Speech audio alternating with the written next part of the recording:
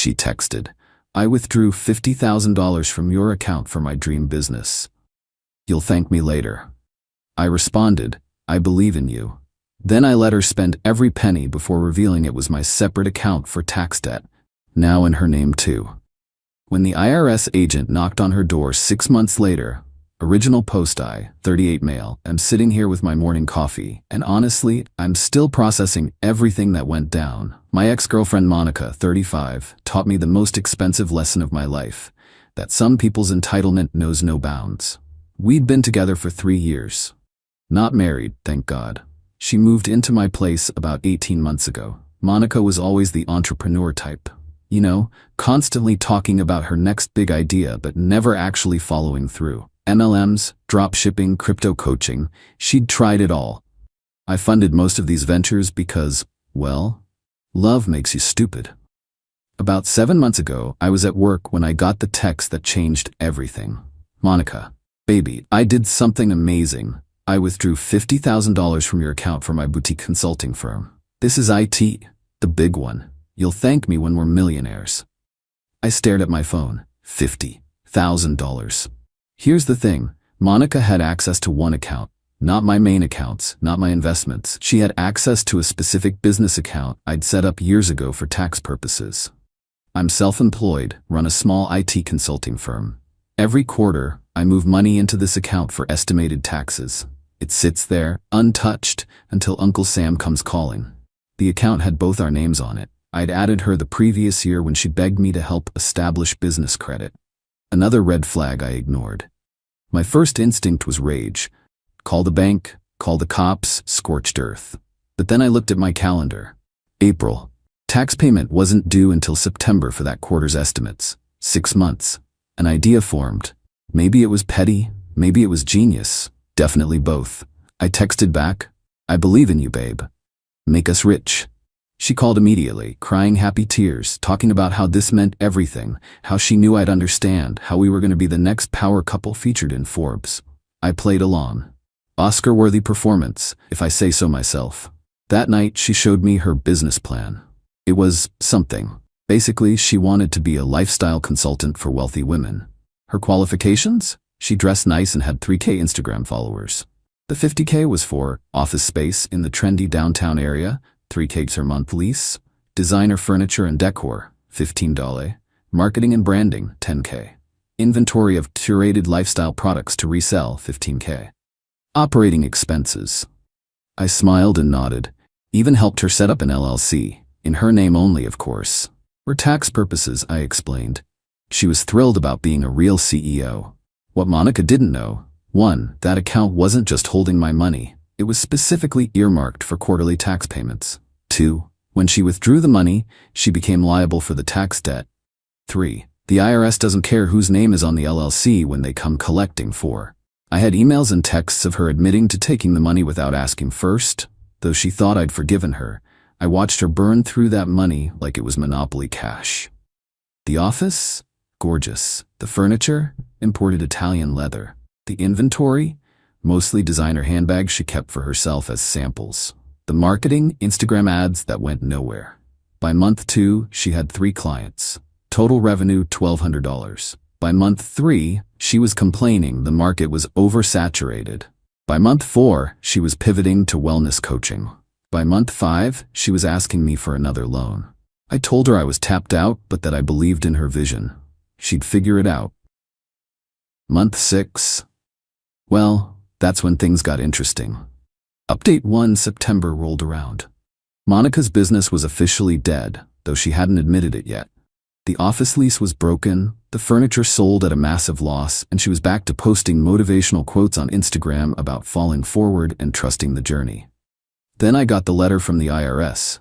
Failure to pay estimated quarterly taxes, penalties and interest, the whole 9 yards. I acted shocked, panicked.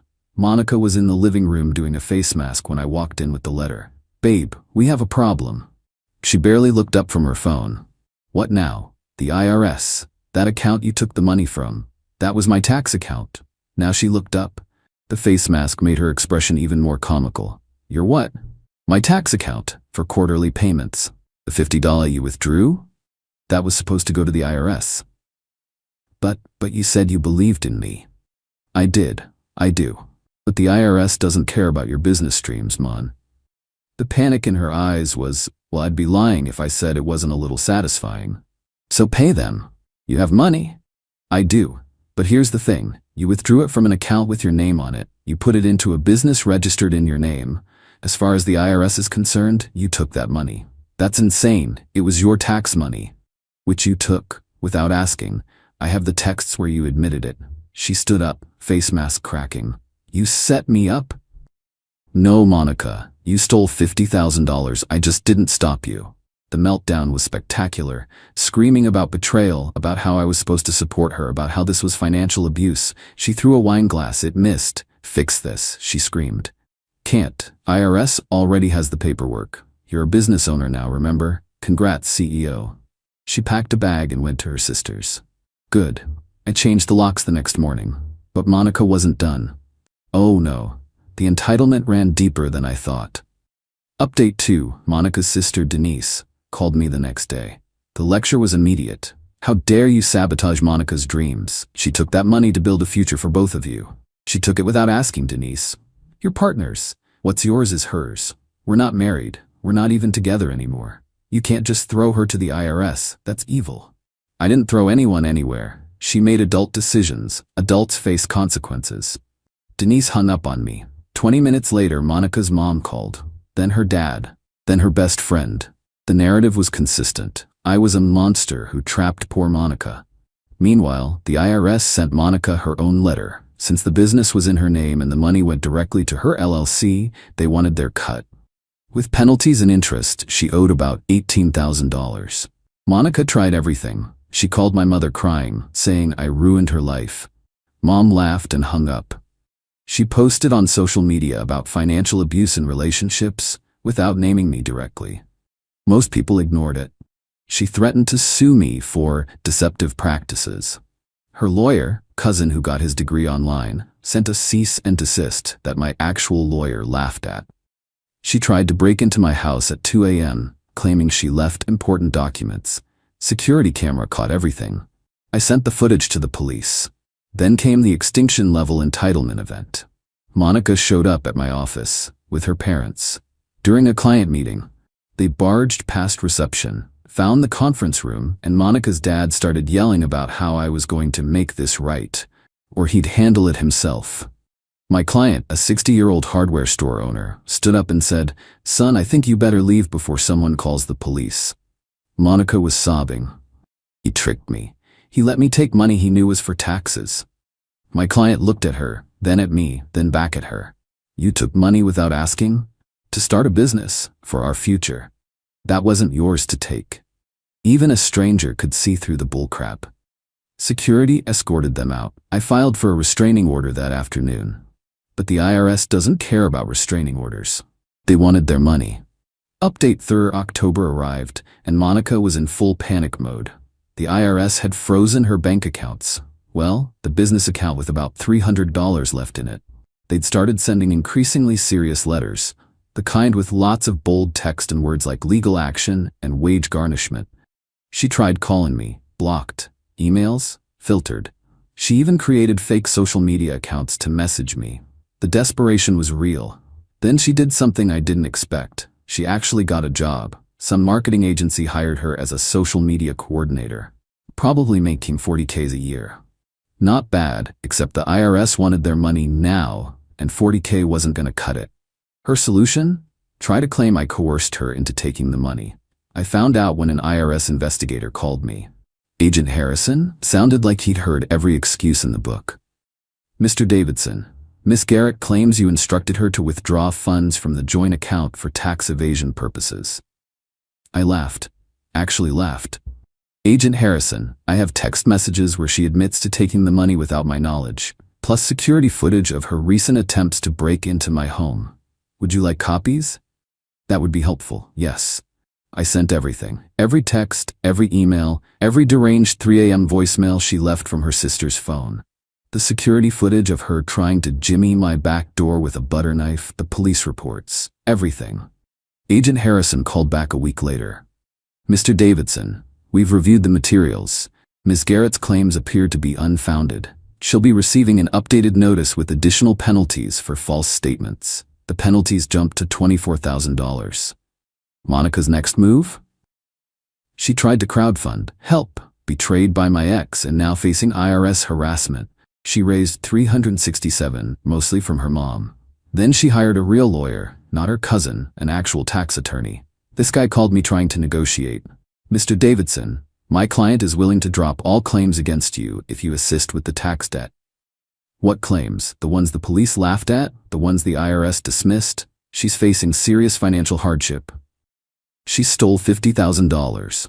She borrowed from a joint account, without permission, to fund a vanity project. After years of me bankrolling her failed schemes, my client maintains she had implied consent. Cool, tell it to the judge. He hung up. Guess Monica couldn't afford many billable hours. November came. The IRS doesn't wait forever. They started garnishing her wages, 25% right off the top. Monica was now taking home maybe $2,200 a month. Her apartment cost $1,500. She moved back in with her parents. Update for December. The 6-month mark since the Grand Theft Boutique. Monica's parents reached out one more time.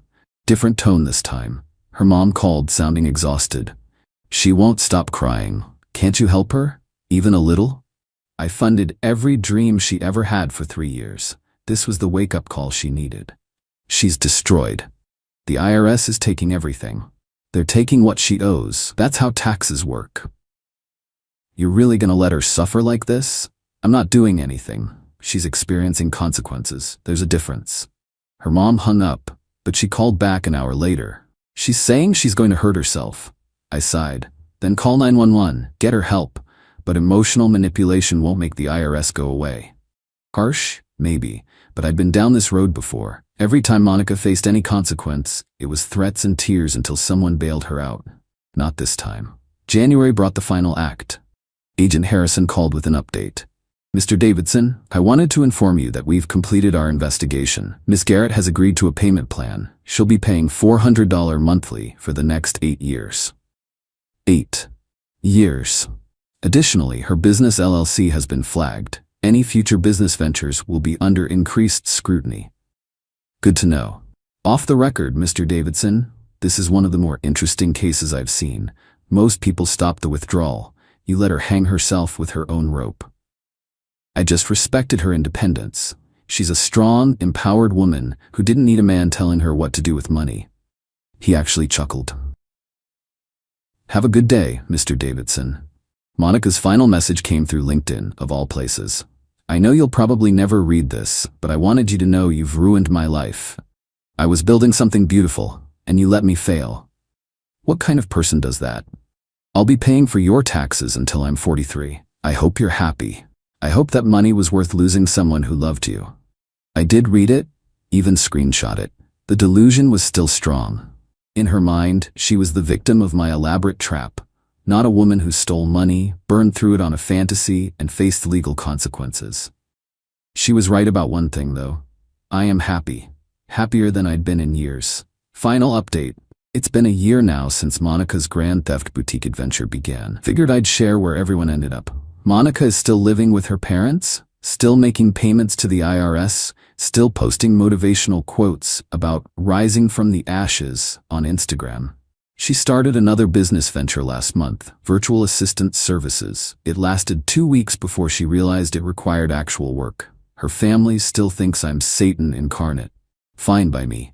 They enabled her for 35 years. They can keep enabling her now. The marketing agency fired her after 3 months. Apparently, showing up to work is mandatory, not optional when you're not feeling inspired. She's working at a department store now. Retail. The horror. Her Instagram bio still says CEO, entrepreneur/dream chaser. Some mutual friends think I was too harsh. You could have just stopped her from taking the money. Sure, I could have. But then she'd never have learned anything. She'd have just resented me for crushing her dreams and found another way to be reckless with someone else's money. Others think I'm a legend. My buddy Craig framed the text where she admitted to taking the money without asking. It's hanging in his office as a reminder to never ignore red flags. As for me, I'm good. Better than good.